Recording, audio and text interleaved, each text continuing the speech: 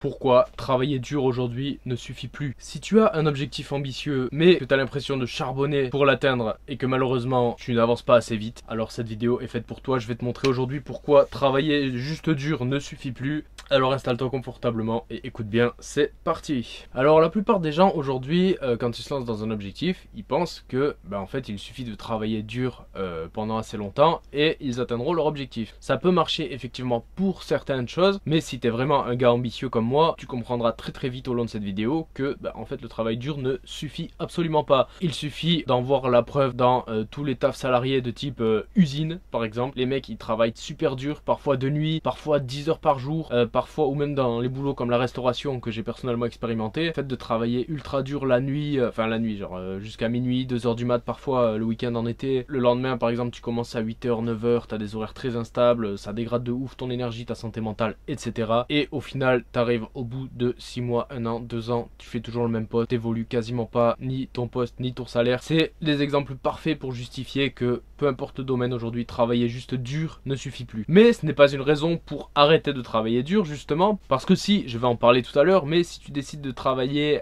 intelligemment, de manière productive, mais en arrêtant de travailler dur, ce qui peut se passer c'est que tu seras tenté de tomber dans des raccourcis et c'est ce qu'on ne veut absolument pas, parce que je rappelle, surtout si tu es une personne ambitieuse, on vise les accomplissements sur le long terme, le très long terme, et donc une compétence primordiale pour toi comme pour moi, c'est la patience. Aujourd'hui j'ai une bonne nouvelle pour toi parce que j'ai inventé le concept que j'appelle des 6 composantes du travail, qui consiste en fait en une sorte de roue avec un équilibre à maximiser pour être garanti d'atteindre ton objectif. Alors les 6 composantes du travail se présentent comme suit. On a le travail de manière dure ou acharnée, le travail intelligent ou productif, le travail focus ou profond, on a aussi le travail patient et épanouissant, on a le travail en bonne santé, énergique, et pour finir on a le travail digne, fidèle. Donc je vais expliquer très rapidement en quoi consiste chacune de ces composantes. Le travail dur, comme tu l'auras deviné, c'est le fait de charbonner, de travailler plus longtemps, peut-être de souffrir finalement pendant les moments où on t'a, aussi simple que ça. Le travail intelligent, ça va plus être tout ce qui est faire les bonnes actions, être productif, notamment utiliser la loi de Pareto, la priorisation, investir intelligemment son temps, son énergie, son argent pour avancer plus vite, et aussi finalement se remettre constamment en question, faire de mise en place des améliorations constantes pour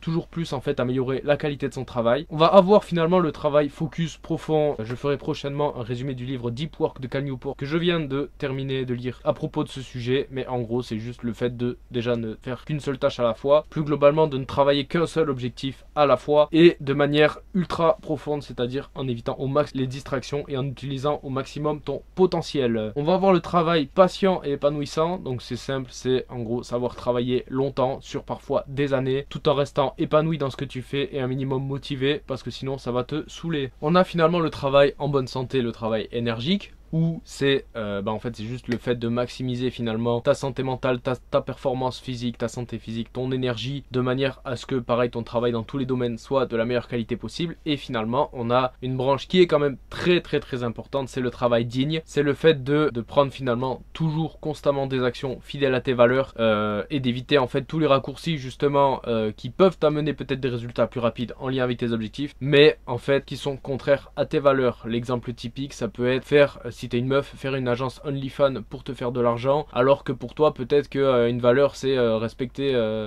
son corps et ne pas se montrer à n'importe qui. Ou alors typiquement ça peut être pour n'importe qui, si t'as une chaîne YouTube, que tu veux être authentique, en fait une sorte de travail digne, ça serait faire des vidéos qui te ressemblent et pas juste en fait jouer un gars que tu n'es pas, ou dire des choses que tu ne dirais pas en temps normal, juste pour par exemple optimiser les stats YouTube. Voilà, retiens bien ce concept de la roue des 6 composantes du travail. Je te mettrai peut-être en image, ou de toute façon tu l'auras dans le PDF de fin de vidéo, le résumé avec la roue dessinée. Maintenant l'objectif c'est quoi? C'est que selon justement la direction vers quoi tu vises, donc ton objectif actuel, si t'en as pas, je ferai peut-être une vidéo sur comment définir un objectif, et n'hésite pas aussi à regarder mes précédentes vidéos pour t'éclairer sur tout ce qui va être la santé mentale et ce sur quoi tu dois commencer ton dev perso. Mais de manière générale, si tu as un objectif aujourd'hui que tu veux commencer à avancer dedans, ou que tu es déjà peut-être en train un peu d'avancer, demande-toi où t'en en est parmi chaque composante du travail dans cette roue. N'hésite pas à dessiner une sorte de roue de la vie où justement tu notes de 1 à 10 chacune de tes composantes. Et ensuite demande-toi comment tu peux maximiser ces composantes toujours de manière équilibrée. Par exemple, pour travailler plus dur, ça serait peut-être travailler plus longtemps.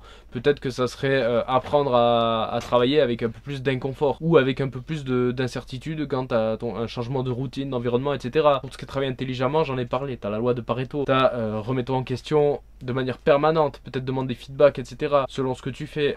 Voilà, de manière générale, améliore ton contenu constamment, sois plus productif, investis mieux ton temps, ton argent vis-à-vis de cet objectif. Au niveau du focus, voilà, lis le livre de Cal Newport, j'en ferai un résumé. Travaille de manière profonde, essaie d'être le moins soumis aux distractions et surtout travaille une seule chose à la fois. Peut-être aussi planifier à l'avance ta liste de tâches par rapport à ton objectif et fais-en une seule à la fois. Pour le travail patient, juste dis-toi que ça va prendre des années et trouve des moyens de rester épanoui et motivé pendant toutes ces années tant que tu n'auras pas atteint ton objectif. Pour être en bonne santé, maximise ta santé mentale, va voir la vidéo correspondante, maximise aussi peut-être tes performances physiques au-delà et ton énergie, tout ce qui va être sport, alimentation, sommeil, etc. Et finalement, pour le travail de manière digne, réfléchis à tes valeurs, à ce qui est important pour toi. Je ferai une vidéo prochainement là-dessus, mais de manière générale, essaye d'éviter au maximum les raccourcis qui peuvent paraître sexy et ou te faire avancer plus rapidement vers ton objectif, mais en te faisant perdre ta fidélité envers ta personne. Et si tu suis cette méthode, si tu maximises constamment tes 6 composantes du travail, crois-moi, ton objectif sera garanti d'être atteint. Et si jamais il n'est pas atteint, ça c'est un principe